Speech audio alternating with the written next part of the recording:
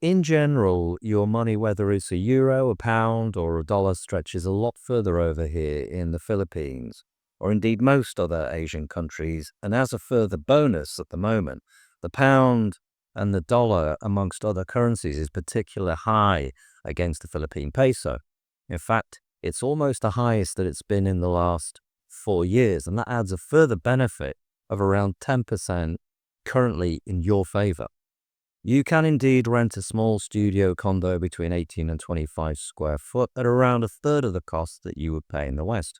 You can travel around by taxi wherever you want to go at almost a quarter to a fifth of the cost that you would pay in the West. I can get a taxi to my supermarket, buy my groceries, and return by taxi for less than a couple of dollars. So you're not going to have the ongoing expense of a vehicle and all the associated costs to do with that, such as car payments, maintenance, insurance, repairs, license, MOT, and the rest of all of it, which due to inflation has significantly increased over recent times as well. Again, when eating out, whether it's an open-air food stall or a Western brand takeaway outlet or even restaurants, I found that the chances are the bill is going to be at most around 30 to 60% of what it would be in the West.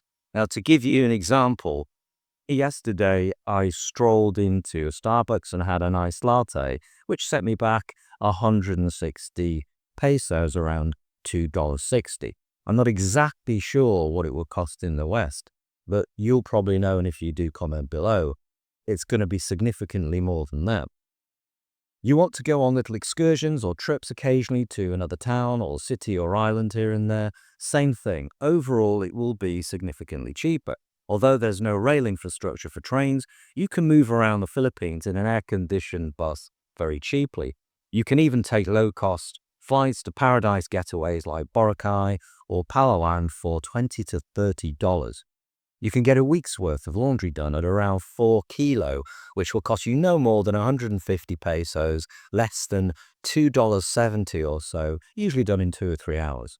So in general, things will cost much less and your money will stretch much further, which is one of the main attractions, if not the most important part of the Asian equation when considering living in most Asian countries, especially during the cost of living crisis, where inflation has been running riot all over the world, making it almost unbearable, even impossible for the average person to continue to meet their monthly outgoing costs and obligations. However, just out of interest, I've noticed that when it comes to certain things, for example, groceries, it doesn't necessarily follow that rule. There are many shopping malls in Cebu, and each of those usually has a main supermarket. I've been to most of them, and I've been amazed at the lack of availability of the good selection of vegetables, but I've even been more surprised at the cost of these items. For example, let's take just a small piece of broccoli here, will set you back at 121 pesos. That's just over $2. Another example is a normal sized pepper that I'd normally chop up and put into a stir fry, for example. 97 pesos or $1.65. Now, I know for a fact before I came out here, I could wander into most UK supermarkets and pick 3 decent sized peppers, all for £1.60 or so. Take this pizza. It's a Western imported brand, okay, but again, it's super expensive at $7.80. I can walk into, again, a UK supermarket and pick this up for £3. 1 litre of orange juice at 480 pesos or $8.32. I can pick this up in a UK supermarket for just over £3, even less if it's an own brand. What's called sliced turkey here, albeit 42% water, 376 pesos or $6.40. In the UK, I get it almost half price. Now here, there's no Aldi, there's no Lidl, there's no Cost Cutter or Quick Save, but even more surprising, they don't seem to have any of their own brands. A large section of goods are imported from the West, and with that carries duties and taxes involved, which makes it more expensive. And yet at the same time, I can buy a litre of Grant's whiskey distilled in Scotland that would set you back around 20-25 quid in the UK. And the average supermarket I can get here for £9.50. Furthermore, I can get Ballantine whiskey, which again is around 25, and I can get that here, wait for it, for $7.49. You heard me correctly. Now you have to wonder what they're selling it to the supermarkets at. They also do a blended Scotch whiskey aged 7 years with a bourbon finish that's absolutely gorgeous, which retails in the UK at around 30, and I could get that here for 11.20. So as you can see, depending on how you view it and which angle you're looking from, there are indeed certain benefits to being here. Just be careful because it's a slippery slope. Perhaps this explains why every supermarket you see has got 1 or 2 security guards at the entrance, and when leaving the exit are a further 2 guards standing there, and one of them will check your receipt and the other one will sometimes want to take a look in your bag. Last week I went to G-Mall to get a swimming cap, and on the way out the guard made a point of making sure that the receipt actually matched the product that was inside the bag. Fine, no problem, I'll play by the rules. And judging by the problems that we've got back in the UK and all over the West, in terms of shoplifting and theft being at an all-time high and having a significant impact on retail shopping as a whole, I get the necessity for this. Anyway, I digress. There are many important factors to take into consideration when deciding whether you have a budget and that's sufficient for your needs. If you're on a low budget, less than say $1,000, if you're absolutely desperate to get out the West and away from the cold, the crime, and everything else that you don't like, it's possible because I've spoken to some people that do it. Although it's not for me, but if you're happy to live in a tin hut in the province, in the middle of nowhere, shit into a bucket, grow your own vegetables, and catch your own fish and eat like a local, then good luck to you. It's possible. But you can forget about the luxury of air conditioning and coffee and Starbucks and dating activities. You won't have anything spare and there'll be nothing for any medical emergencies or flights back home if you need them. It's not much of a life, but it's there for you if you want it. It's possible, but you will have to make sacrifices. Maybe you're the kind of person that would just be happy with that, a very simple, basic, but peaceful life away from everything, low cost. On the other hand, you might want to be closer to where everything's happening, in a clean, safe, but small condo close to the amenities. Maybe you require a residence with a pool or a gym to keep fit. Are you happy cooking for yourself most nights? And if you are you prepared to buy groceries like the locals do from the market instead of the supermarkets? Would you prefer to eat out a little and get takeaways? Can you tolerate the heat? Is a fan going to be enough for you? Or do you prefer the aircon on most of the time like I do?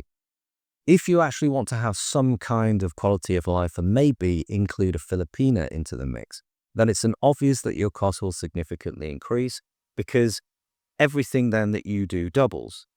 If you do, and you want to maintain at least some resemblance of the West and have some comfort, then you may need to be looking closer to the 1500 mark. And if you actually want to have social life or go out partying on the weekends or just do stuff, maybe you'll be looking at around about 1500 to 2000. If you can manage 2K a month here, you've absolutely cracked it over here. And you can live and enjoy a reasonably comfortable life without worrying about anything too much. It roughly breaks down like this. On average, you'd be looking at 500 for rent, 500 for food and drink, 500 for dating and entertainment and recreation, and 500 for everything else. And you can move those sliders and adjust those according to suit your own needs and preferences. Anyway, what I'm really getting at here is that the number one concern anybody has in their life is money. Because without it, you've got nothing, you can't go anywhere, you can't do anything, you can't have anything. So whether you've got a chunk of savings or a lump sum from a property that you sold, maybe you've reached the age of being able to draw your social security check, or you have a private pension. Maybe you fall into the category of being a digital nomad and you've somehow managed to carve a niche for yourself in a particular area that allows you to work from almost anywhere in the world. And depending on your budget, it's a given certainty that whatever your financial situation is, you can make your money stretch a lot further here. And that ultimately improves the overall standard and quality of living that you can enjoy when comparing to the West. So in the end, it's a very simple question. What's your budget? Because you can make it as cheap or as mid-range or as expensive as your budget will allow. If you've got 20, 30, 50, 100K in the bank, and you think that this will be enough to last you for a few years, in that time, somehow, you can work your magic and pull an income out of thin air. you better make sure that you've got your ducks in a row, because it's highly likely that you will burn through that money faster than you can imagine. You need, on top of your regular income, savings or an emergency fund of at least 10 to 20K minimum for peace of mind to cover health issues, or put down a security, rental deposits, and all other things that could come out of nowhere, such as flights back home for family emergencies or health issues, etc.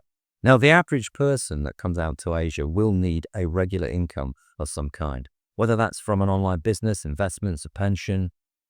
You're going to need to know what your budget is, and therefore you can determine what you can or what you can't afford and learn to live within your means. It's really no different from being in the West in that sense. It's just basic mathematics.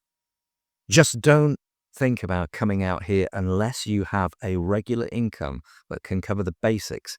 If you can't do this, all that it means is that now just might not be the right time for you. The temptation is to jump the gun, put yourself in a precarious position that you will probably end up regretting. The grass is always greener on the other side, isn't it? The thought of taking it easy, clear blue skies, palm trees, the lure of those sweet young Filipinas just waiting for a guy like you. Somehow you'll make it work, yeah? Until the very moment when you actually realize that you can't.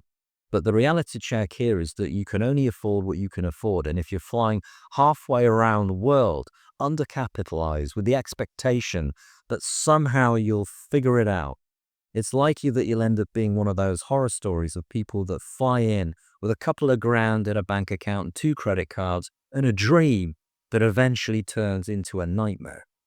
So be intelligent. Know the expectations of what you want versus the reality of what you can actually afford, and don't become one of them.